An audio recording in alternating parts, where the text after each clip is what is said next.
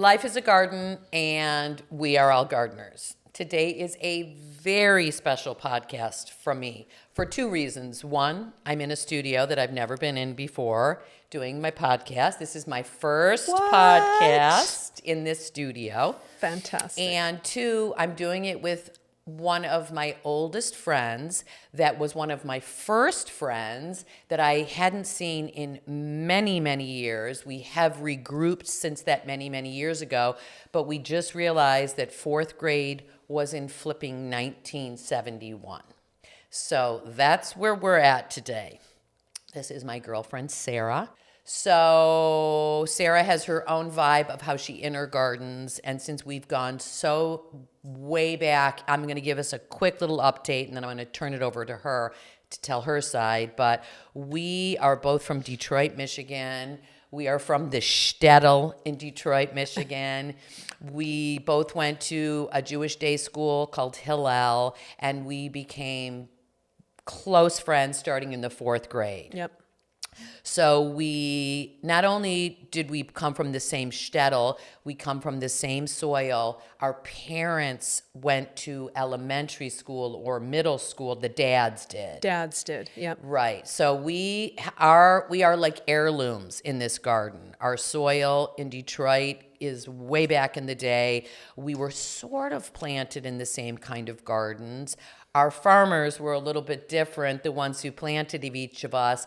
But we both come from the same kind of root stock. So with all that being said, you know, I don't know how many years later?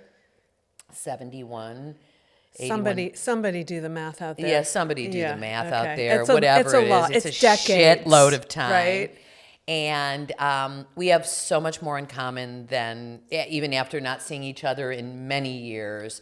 There's lots in common. So I'm going to let her tell her side of the story. We'll talk a little bit about our families and what we remember about each other, and then we'll get into the good, juicy stuff. Yeah. Okay, so Sarah, tell me first what you remember and how we came together in your eyes. Well, first of all, thank you. I didn't realize this was your inaugural in the studio recording. So beautiful, so cool. And I love just what you're doing around the metaphor around life as a garden. So that's why we're together. That's why we've always been together. I would take our roots back to the shtetl in Eastern Europe, but maybe we'll go there. Okay. To that rootstock. And yeah, Motown, that was where we grew up. You were, okay, everybody listening, Alicia was the coolest kid. She was the most popular cool kid in the class, and we all wanted to hang out with her. Family was cool, father, mother, very hip, very 70s. My parents, my family, very conservative, kind of straight-laced, kind of boring from my perspective at the time. Now, we know there was stuff going on underneath the surface that we've all had to contend with over the years. Yes, ma'am. But I loved hanging out with you. And your family, your sisters, your parents, so gracious, so warm. Just yesterday, when my husband and I were driving down here, Hall & Oates came on the radio, and I was like, honey, Alicia introduced me to Hall & Oates because it was Susie's album. That's your sister. Yeah, I remember playing it on the old-fashioned record player. So grinding that thing up. You went and had kids, and I went into retreat and lived a pretty monastic life for over a decade. And then we reunited back in Detroit. But I always loved you and your family and always felt connected and safe and loved and all the good things that you want from, your friends and their families. So yeah, the monastic life, that's a thing. What is that? So for me, what it looked like was living in Southern Oregon in a very rural area and spending time doing meditation, yoga, silence, study, fasting, repeat, recycle, repeat. Recycle. Upcycle, actually. Upcycle. So how silent to silent? So we would be silent. It varied. So basically, let's put it into context a little bit for the listener. In my 20s, my life hit. Here. I'll just go. You just do what you do, girlfriend. Okay. So this is the memoir. This tells the story. You want to know all the nitty-gritty details, you read this book, Redefining Being Selfish, my journey from escort, there's a story there, A little one. to monk. That's the story we're talking about right now. We might get to the escort, to me, which we'll also get to. And celebrate. And celebrate. So the journey was one of, and I know you can relate because you've been on it as well, of self-discovery. Who are we? Why are we here? What's the point? The perennial know thyself journey that I would say existentially all of us kind of come to at some point in our lives, but not all of us tend to that garden, right? And I always say maintenance matters. Maintenance matters. I studied Native American spirituality and yoga and went back to our roots and lived as an Orthodox Jew for a few years, studied Kabbalah. And then I met this guy named Sam who was living on land in Southern Oregon. And he was living a monastic life, also a Jewish guy from New York, also on this quest of like, what the fuck is going on? People seem really confused and lost and doing things that are kind of insane. So basically, I almost married a guy in the Orthodox community, but I wasn't fully in, and we can talk about that maybe. And he introduced me to Sam. And Sam basically said to me at that point, he's like, Sarah, the answer to the questions that you're wondering about, sit down, shut up, and listen. Make your own connection to that source. Stop chasing others' answers. And I'm like, but they know, don't they? And he's like, they know what they know. They tended their own garden. You need to know for yourself. Who are you? Why are you here? What's the point? And I was like, okay, who's going to pay my student loans, my health insurance? He said, come for a sabbatical. I was teaching back in Detroit elementary school at Akiva at the time. Wow. He said, take a sabbatical. And he was just a radical zealot. And, my little ego was like, well, if you can sit for 10 hours a day, I can sit for 10 hours a day. So 10 hours a day. Some days, yeah. So we sat what's called sessions, which are sometimes 10 days with 10 hours of practice a day. So when you ask, how silent were you? Over the course of those years. So I did that 1 year sabbatical, and then that turned into 10. So I ended up staying and really going deeper and deeper into the meditation, the study, my connection to nature, having my own garden, and just living a really simple monastic life. Wow. It was beautiful. I loved it. And I got the answers I was looking for. It's so amazing. And I also feel like you were probably 25 years ahead of everybody else, because I did not get that for a long time. Yeah. And I also want to say with you that you were younger than all of us. Right. She was great in sports, so smart in school, like you had all that going for you, and really ahead of the game compared to the rest of us. It all came out where you were and what you did. I realize now as a grown-up, you've always marched to your own drum. And you did it in a different way than the rest of us did it. And everybody was like, well, she's younger. But it really wasn't even about that you were younger. It was that you were older and wiser.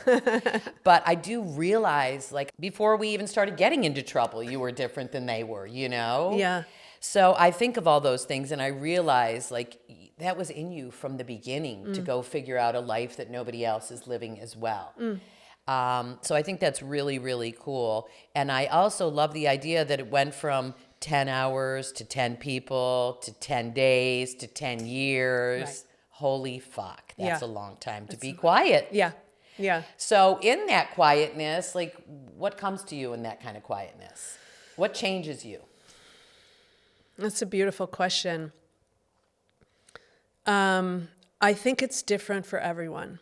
The journey. Once you really say, okay, I'm willing to sit still and be with all the thoughts in my mind, all the feelings, emotions in my body, all the sensations, like even sitting still.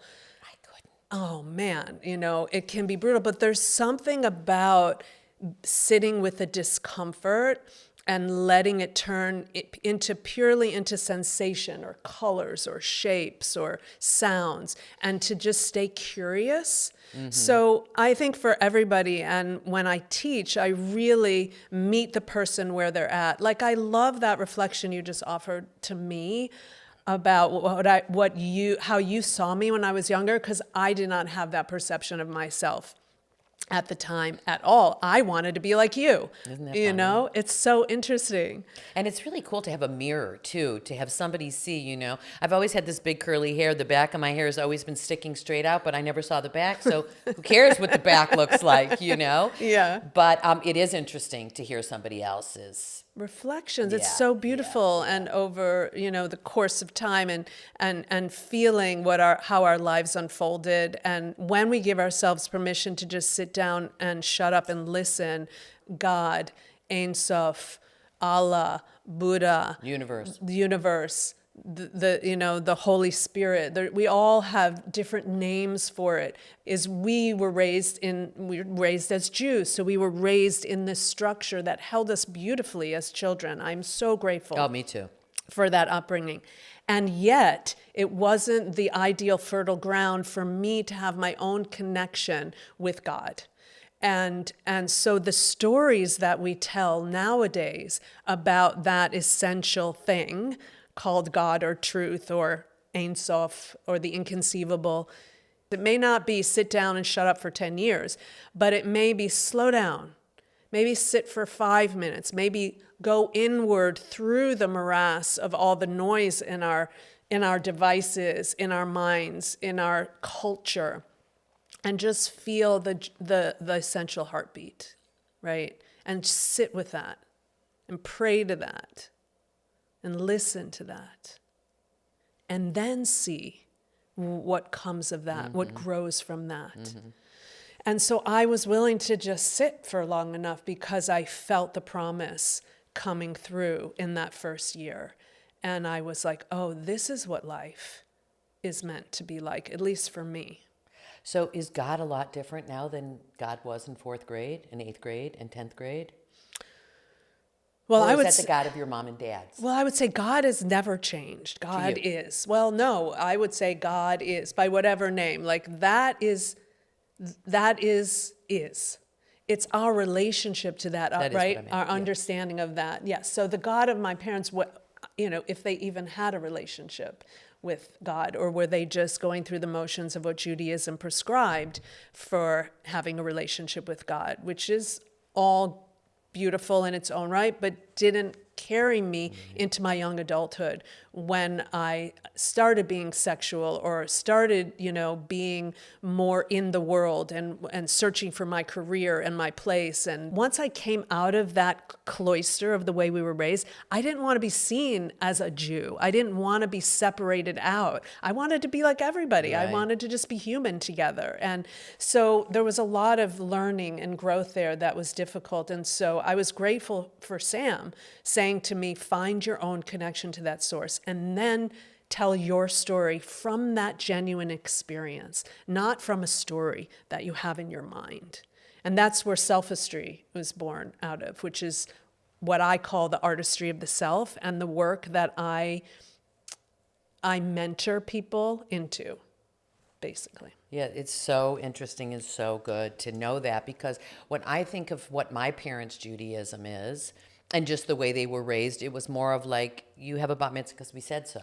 Right. You go to temple because we said so. You're going to Hillel because we said so. Right. And that was just it, because they said so, Yeah. Yeah. And of course, I had to go marry the biggest Irish Catholic I could find just to be like, no, Yeah. take that. Right. But I love... A good man, though. That's a good man. Oh, absolutely a Right? good man. Yeah. But I do realize, like, this stuff comes back around after you figure this stuff out. I mean, I had to go so far in another direction in order to come back to this, This is not my mom and dad's story. No. There is nothing here. And in fact, as I get older, at 63 years old, I really do realize, I mean, obviously they did the best they could. Yeah.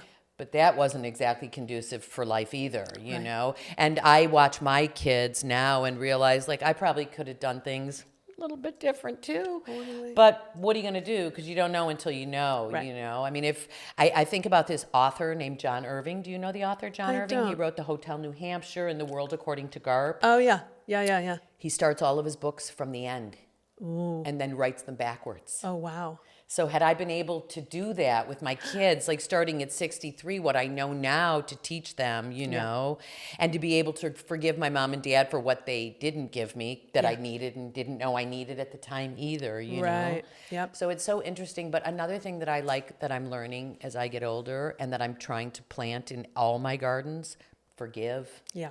forget, you know what I mean? Yeah. I think if my dad's saying, you'll forget and I'll forget and we'll both remember. Like I can remember my boy-girl party in 4th grade. Yes. And Downstairs, the bowling alley. Downstairs with the bowling alley. I remember it. And you taking your hair out of a ponytail. That's right. Because That your was mom my made you radical. wear those Oh my God, I can't ponytails. believe you remember that. Yep. And I remember you taking your hair out. Yeah. And we were all like, wow. Radical. Because you had that long hair too. know. She never let you wear it down. And you No. were like va-va-voom with that hair. And it was the first kiss I had with Andy Klein. Andy Oh, with Klein. Andy Klein. Yeah. You were with Mark. Yeah. Yeah. I mean, it's just so crazy. to They think- had a bowling alley in their basement, you guys. It was the coolest house, the And coolest we were party. smoking cigarettes. I don't think we were Yeah. smoking cigarettes in 4th grade, but we might have been in my family. It might have been because we used to go up in the attic in the garage and smoke up there. Your mom's, whatever she was smoking. Vice that- Royce? Yeah, Vice Royce. That might have been 6th or 7th grade by then. I doubt it, but maybe yeah. a little earlier because my family You would were have let the us. first for all that Oh, we were the stuff. first for all of it. I mean, Yeah. my mother literally was like, stay home. We can drink wine and smoke cigarettes and go to TJ Maxx. Mom, I'm 15. I'm not even kidding. I Yeah, know. You know. Oh, my gosh. So, yeah, we still pay for that, all my sisters and I, but we do the best we can do. Yeah. So, my question to you is about your childhood. What seeds do you think that are still your seeds that you got from your mom and dad? Or did you completely go in a different direction? Or did you go and come back? Well, I was thinking about this question because you planted it in me a few weeks ago already, and I feel like for me, I source those seeds back farther than my parents. Like I feel some days I feel our ancestors so far back, like far back, and the code inside those seeds was something like stay awake, stay curious, keep seeking, keep learning, right? So to not, I want to say rest on your laurels, but it's not that boring. It's more like stay alive and curious. Life is alive and living you, and it's going to change. And the structure of our institutions and our societies and our cultures are going to change. Be open to that change. Be listening for that change. So I feel for me that my seed is ancient, or the seed that's alive in me is ancient. Now, what my parents did that watered that seed, which they didn't plant but was planted by our ancestors, is to give me the confidence. Because I had enough love, especially from my father, which you mentioned. I had enough love at a young age, which is why I so advocate for that, for young people having children. Just love your kids. Let them feel like they're wanted, they're worthy, they're capable.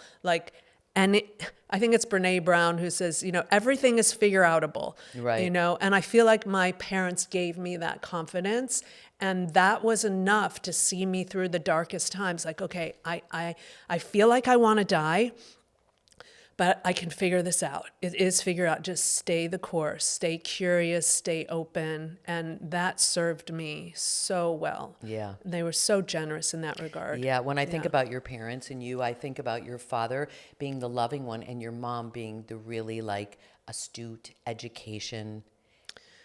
I say that because she's a teacher. Yeah, but she taught first grade, Alicia. But I feel like you were so smart, and I feel like maybe you got that from her. Am I wrong? Maybe it skipped a generation or two, and how she did that with 5 kids and taught full time.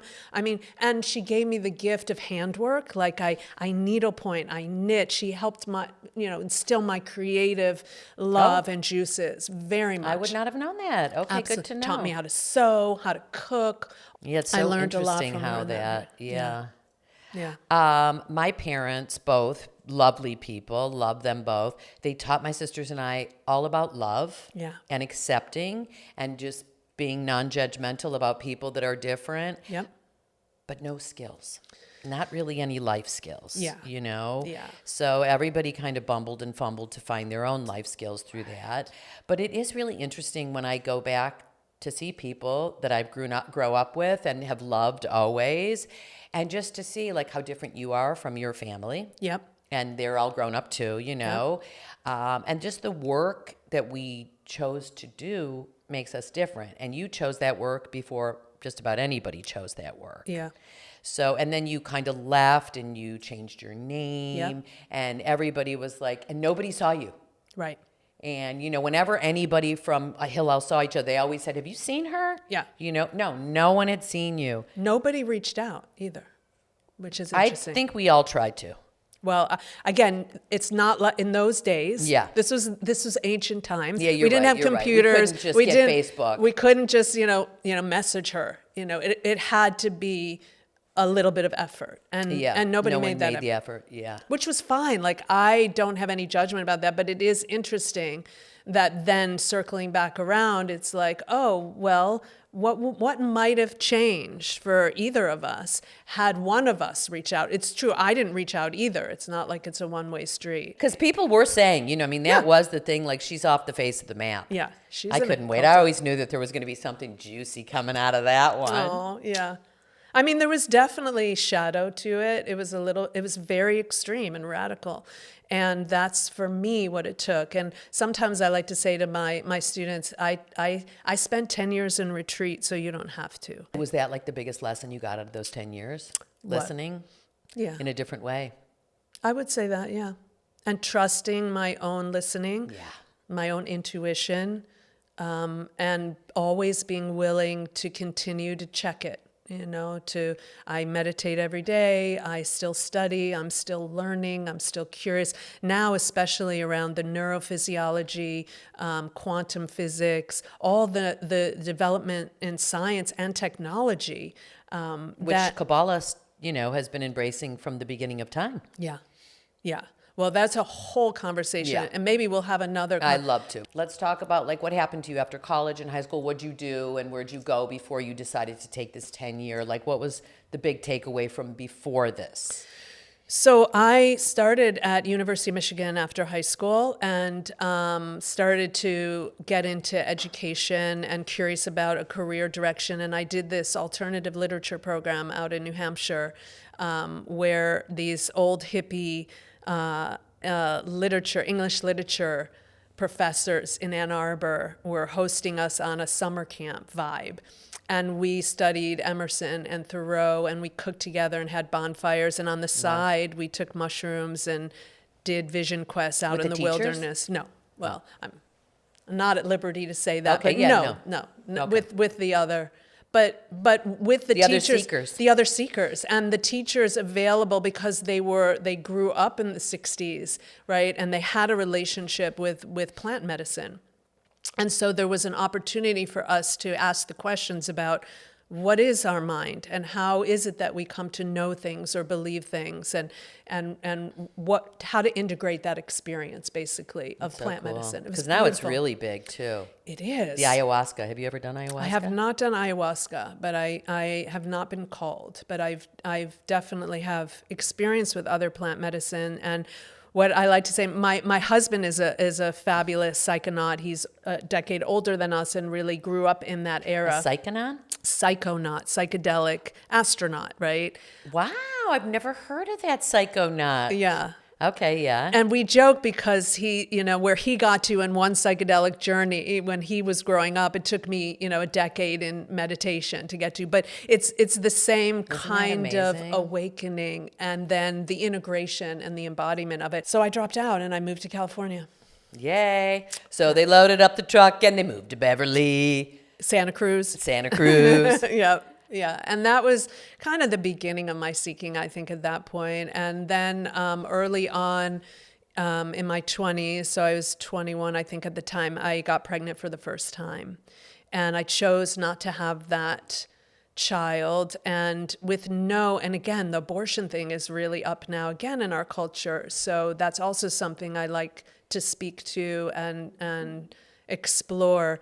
But for me, it wasn't so much any kind of moral imperative either to have or not have the child. I really felt free, my body, my choice, my life. But something in me just was heartbroken. And so that was the beginning of like, ouch, what is that? You know, like Sticky and prickly. yeah, and oh, it didn't feel good, and should I have had it? And then I'm like, oh my God, maybe I am going to hell. Maybe this is what hell feels like, because now I'm in trouble for doing that, and just, you know, all of these questions. And then I got involved with a community in Santa Cruz that was also not very healthy and supportive. And I ended up getting pregnant again with the leader of that community. Really? Yeah, one of those. She goes for the biggies. You know? And that was it. That was when I was like, okay, either I figure this out or I'm going to end my life. Wow. And so that's when it's interesting when I met you back in Michigan, and this was about before COVID, so like 7 maybe years ago, 6, 7, when you were on your kind of rebound. Yeah, I think it was like 7 or 8 actually. 7 or 8, right? And I was feeling you returning to our roots there. So you're like, okay, okay, Sarah, you're like 20 years ahead of us, right? So I went back to Michigan, back to my roots, back to Judaism, into the Orthodoxy. And I also studied I had a Native American teacher at the time and was doing yoga, and I was in psychotherapy, and I was like all the things. All at once. And, that speaks to where I think my father and my family were willing to see the structure of Judaism. And in general, Judaism has this kind of buoyancy, like, okay, we can refresh it, we can renew it. There's room. Not that many are taking that room, but there is room. I feel like that's the point. I feel like there are many people that take religion and say, take what you like and leave the rest. Yeah. And others that say, no, you do what this is because we say to do this. Yeah, which is not us. Right. I mean, that's just, what is that? I don't even know what that is. It's comfort and security for some people. I guess so. That's what I think maybe the difference is between spirituality and religion. I mean, they say the difference between spirituality and religion, which I love this. Religion is so people don't think they're going to hell, and spirituality is for people who've already been to hell. I'll take that. So give me spirituality all flipping day long. That's great. I love it. But we can all agree that like living amongst nature is the keys to the kingdom. I think it's at least was for me, it's essential. I mean, what is the Sabbath but an opportunity to inwardly reflect? And it's complex in that, like we were saying earlier, like once we turn to look, we end up seeing all of our thoughts, all of our madness, all of our suppressed emotions. There's a lot of muckety muck that people just want to shove under the carpet. And what you just said about spirituality is great. Eventually you get a mound on the carpet. Right, you got tumors in your carpet. Exactly. And you're tripping over it and banging your head and, the whole thing. It's just a mess.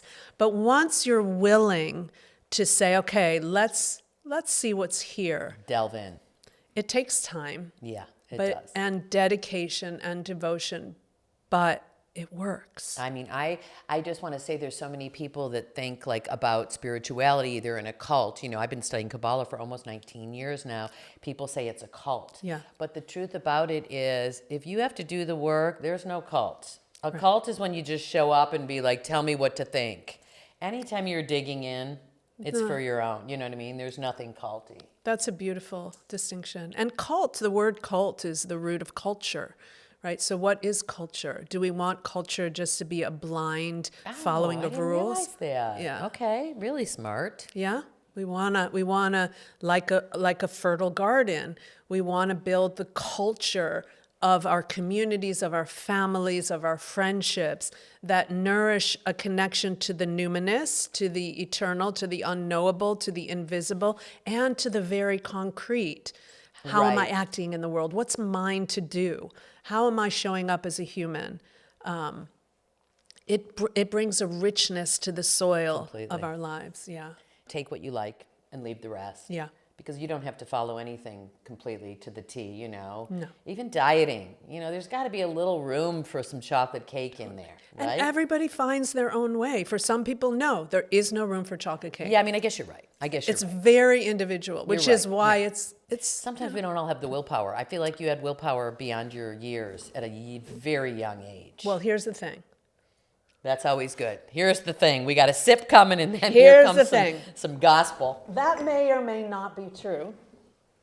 Really? That what I do know, and I think you'll agree with this, is that, and I remember I listened to one of your podcasts where you talk about this actually, like where you plant yourself, right? So Sam was an incredibly disciplined guy. And I knew that if I hung out with him, I could graft off of that discipline and get me some of my own.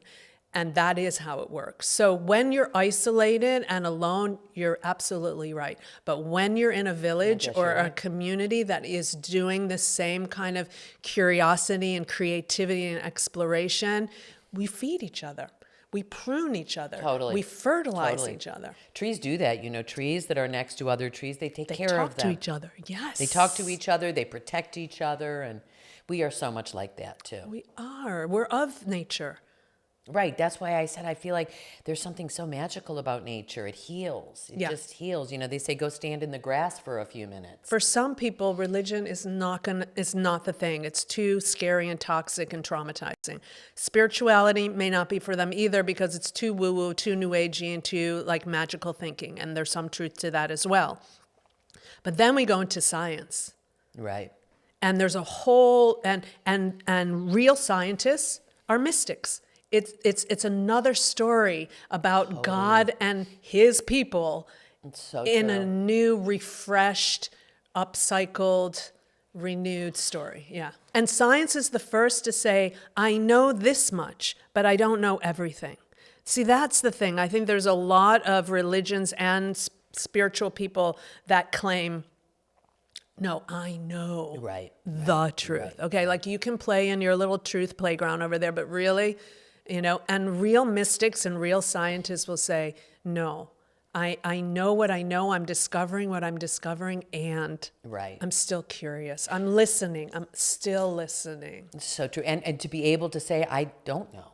Yeah, exactly. You know, this is also interesting. I just don't know. Yeah. That's like as opposed to, I know, I'm the only one that knows here. That's right. What happened next? So like all the spoiler alerts for the book. Nobody's going to read the book. But she'll give you little pieces because they're too good not to hear. Well, actually, it was 9/11, I think, that really catalyzed my clarity that it was time to leave the monastery and come back into the world, that there was something inside of me. I mean, again, we were living in an isolated, very rural area, beautiful land. Where again? In Oregon. Yeah, Southern Oregon. And there didn't pay it. This was the 90s. So for those of you who remember the 90s, I kind of checked out in the 90s. My kids and a lot of my students joke with me around all the good music and art that I missed. You missed it. And all I like to joke and say, well, I heard the rumors about a blowjob in the White House, but that was kind of all I really. You never saw the dress. No, I never saw the dress. Yeah. So, but 9/11, because Sam's family had real estate in New York, that news came into made it through into our little cave. And something in me just got deeply touched. And I was like, I have to help. Uh-huh. That's the way I would give it a narrative, a voice. There was a self inside of me that woke up and said, it's time to go back and be a part of the world, a part of the community of humanity. And Sam wasn't having it. Yeah. Oh, is he still there? Yeah. And I needed to come back and, live a life fully expressed as a human while carrying that stillness inside and that connection to source inside. And you figured out how to do both? Yeah. That's my life. Where you're at now? Yeah. That's who I am, what I do. Do you go on days of not talking now?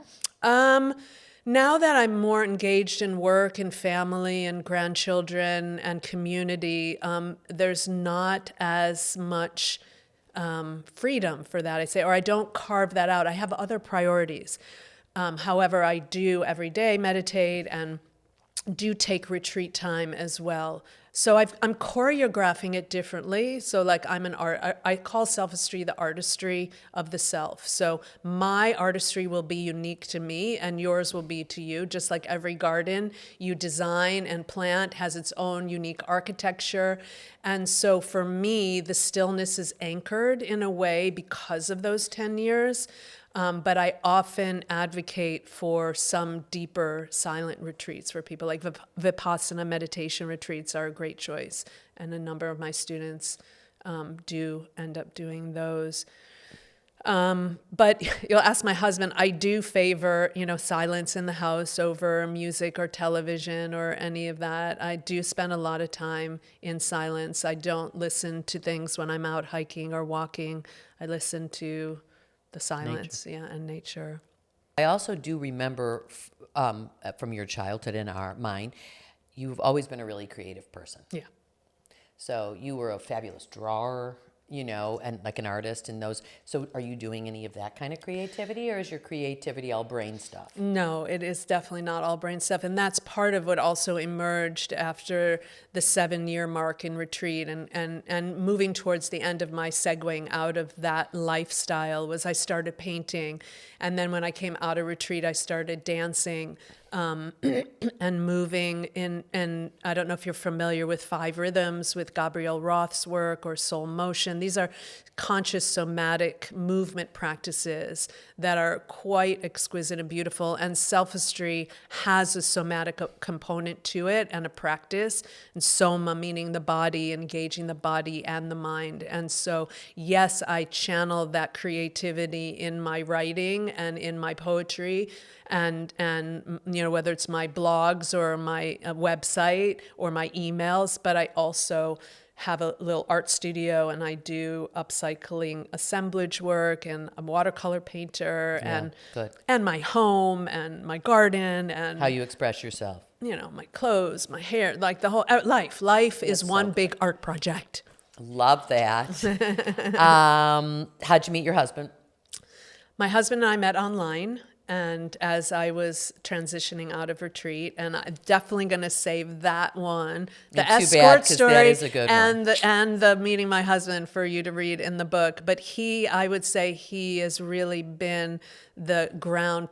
We'll use the garden metaphor again. He is the ground Sam really allowed me to grow my own roots, and I was easily transplanted from that monastic life into the world because my husband is a very worldly man and travels and kids and food and politics and community and art and music and just the other pole of the silence and stillness and simplicity. And so I sometimes I say he like midwifed me back into life. So good. Lucky. And I know you guys had a connection with Ram Dass too. Yes. Give me a little of that. How'd that go? How'd you find him? So Ram Dass, when I was in retreat, Sam and I used to listen to cassette tapes of Ram Dass's She's lectures. showing how long ago that was.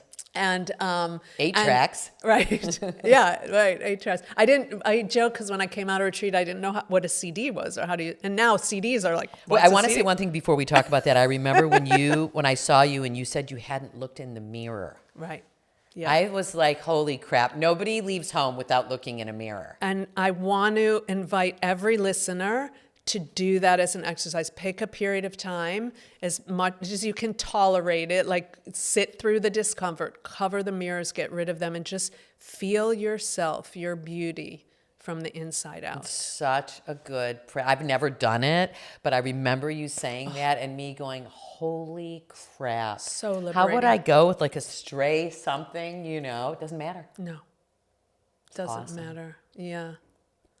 Okay, go back to Ram Dass. Okay, so Ram Dass. Yeah, so we used to listen to Ram Dass tapes. So I have a really beautiful connection with him and his teachings already. And then I think it was 1980 he came to Ann Arbor, or 82, something like that, and I saw him there. And meanwhile, around that time, I think maybe it was in the 90s, Prognosis. When was that? In the 90s, 1991.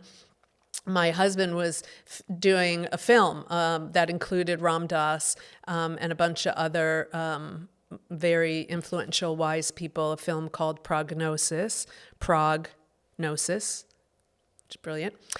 So he was cultivating his own relationship with many spiritual teachers and traditions as well. Some of ours overlapped and others we introduced to each other. And that speaks to our marriage also of integrating the stillness with the movement, the silence Sewn with together. the sound. Yeah, it's woven together. Love a good quilt. Yeah, good tapestry, good, yeah. So I think it was about 10 years ago where we got word that Ram Dass so when Ram Dass had his stroke, I was in retreat at the time, and I had reached out to his community to say, and I arranged this with Sam, I reached out to his community and said, I'd like to come and care for him if he needs a caretaker. Yeah, that I would like to come and be with him. And other people showed up for that. So I wasn't chosen for that, but that was my heart pull, was to care for him. Yeah. And so then about 10 years ago, it came to my husband and I that Ram Dass was holding retreats on Maui, and we decided to go.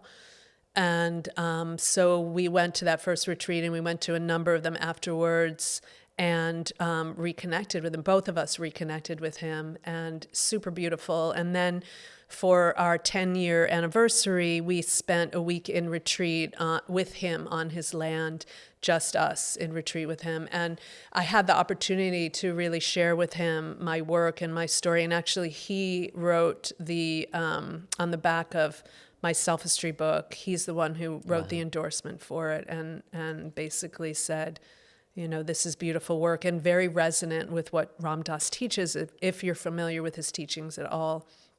And he is just, I think, an icon for us and our generation of somebody who was raised in a secular world as a Jew as well, as a gay man, right? And how he broke out of that and found his way to his own connection to spirit and spirituality, and claimed it.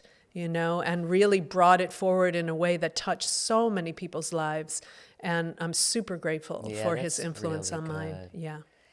Okay, I love all this. You guys have to read the book because there is so many juicy pieces that she's not going to share, and I'm not going to share either, so you got to get the book. It'll be written on there where you can get it. All right, quickly tell me, what are you using as fertilizer these days in life? Your life fertilizer. Good question. So really what nourishes me the most are rest and silence, which we talked about. Like I need a good night's sleep, and I need some quiet time, connection to nature, community, really connecting to community, and at the heart of that, my family, my husband and I share his 2 children and our 3 grandchildren and their families, and the ex-wives and the whole 9 yards. Lovely. It's so beautiful. And we live in a small town in Muir Beach, and there's community there, so that's nourishing. And then my students, who I love, just sharing this work. So, or do you teach self-history? Is that what you do? I teach self-history, yeah. And it's basically a framework to do the kind of self-inquiry process that you and I have done through whatever means possible. I try to give it a little bit of structure and guidance. I find that as a mentor, I call myself a mentor, not a teacher. Like, I feel like, obviously, I wouldn't change anything. And what would our lives have been different? Oh. How would they have been if we would have had somebody like us when we were 17, 27, 37, whatever. So for me, it's fun, it's creative. I feel, in service, and my creativity is there. But that's the fertilizer, is to teach and share, to do my own art, to be with my family, my community. And how would somebody find you in self-history? Selfhistory.com. So selfhistory is SELFISTRY.com. Yeah. Yeah. And you can get that book for free on my website. So Do you hear that? Just mention Alicia. And is that something, like, what can we do with self-history? Where does that take us? If I were to become a student of self-history and I graduate, what does that make me able to do for myself? Yeah, well, the ideal is for somebody like you or like any of our listeners. Basically, what self-history will do is help you put everything together that you're likely already doing in a way that kind of reorients and realigns or recalibrates you to that essence as being your ground, your compass. So I find a lot of young people especially are doing ayahuasca, have done the yoga retreats, have, dropped out of college, or they're living a gig life, like they got a lot going on, but still there's this sense of like, oh man, I'm still depressed, or I'm still anxious. Or like a now what? Or a now what? It's one or the other. It's like a now what, or it's like, but I'm still addicted to whatever, right? So, and I find that there doesn't need to be an overhaul, just a recalibration or reorientation. It feels so doable when you say that, as opposed to we got to scratch this whole story and start all over. No. There's so much goodness in all of us. And in all of what has been. And something is decomposing in our species. It's our compost pile. And that is part of the self-work and self-history to let's organize our own interior garden right now and really, pull some weeds and see if we can't reorient your thinking about yourself and about life and about the world. And planting kind of different seeds. You still have the same thing, but you can plant a different kind of seeds. You at one time wanted to plant only sunflower, and now you figured out, I'm going to go a little more perennial and whatever. Yeah, and you're paying attention to, that's because that's what the climate can support. Right. That's what the soil can support. It's not just about me. It's about, what is being asked of me to seed and plant and fertilize. That. Yeah. It's so important in life, in the garden, in anywhere. That's so good. I love this discussion. I want to have it with you forever. My big last question is, what's on your night table? What you reading besides this beautiful self-history stuff? Tell me. Okay. I had to put them on my phone because I knew you were going to ask this question. Good. And it's a good one. So the first one is, first of all, I have a stack. I knew you would. That's why I knew I'd ask you. You'd have which one do you want to know first? There's just too many. But I think the ones that are there now that are really important to me is, the first one is a book called The Creative Act, A Way of Being. Oh, he's my boyfriend. Rick Rubin. Love him. Totally resonant. You guys, if anyone is out there and has not read it, it's a flipping run, don't walk. I love him. My friend and I, who are writing a book together, he's our go-to. Yeah. And he is really speaking to the artistry of life. Right. Because I always say this, to live a creative life does not mean you need to be an artist. You can have artistry without being an artist. An accountant and a shoemaker, whatever, can be an artist. Life is one big art project. Yeah, exactly. The second book I have is called The 100 Years' War on Palestine. Ooh, what's that one? Rashid Khalidi, and it gives a history of the settler colonialism and resistance from 1917 to 2017. And this may be another conversation you and I be willing to have around what's happening in the Middle East. And I feel like it is my responsibility as a Jew to know the history of that land fully and not just the Zionist. 100%. Right, which we were taught and we were raised in. And many people just feel that way still and don't see anything else, but this is the way Jews have to think. And it's complicated and it's complex and it's emotional and it's really deep and important territory in these times, all the polarization that's happening on the planet. So I like to study history and learn from history and get other perspectives besides my own. And then the last one is a book by Tom Robbins called Jitterbug Perfume. I've read it. I bet you did. And it's one that our book club is starting to read. And as a writer, I just love reading all of his books. Yeah. He's so I haven't good read and this out one. there. Yeah, that's really good. Good to know. Yeah. Well, this has been truly a pleasure. I can't tell you enough how important it was that you came all the way here to be my first guest in my first studio experience. And look at this. Look at this. How beautiful is Yeah, this, it's right? so good. I can't wait. I've listened to some of your other episodes, so I can't wait to listen to the upcoming ones. Yeah. Me too. Really so, juicy. I'm just grateful to have you here. We'll have many more opportunities, hopefully, to talk. And again, I can't tell you enough. There's so many little tidbits in here that we didn't get to talk to about or to. And I think you must read this and then write me the questions, and we can have our own little book club on Selfistry when we're finished. Absolutely. Anytime. It's juicy, it's sexy, it's good. Yeah. Okay, Awesome. thank you so Thank much, you, girlfriend, sweetheart. for being Love you my so guest. much. Love Yeah. you too. Yeah. 50 years later, this is what, no, even more. Yeah. Because we were 52, 53 years. You're probably still younger than me. Yeah. But yeah. Always will be. Yeah, always Yeah. will be. So good. Funny These how that are the works. kind of things that I want to cultivate, my old friendships. I want to redig and re-nourish and replant and repurpose. Beautiful. Thank you, girlfriend. Thank you. Life is a garden. We are all gardeners. Keep digging, keep planting, keep sniffing and whiffing. Life is a garden, and we all are gardeners.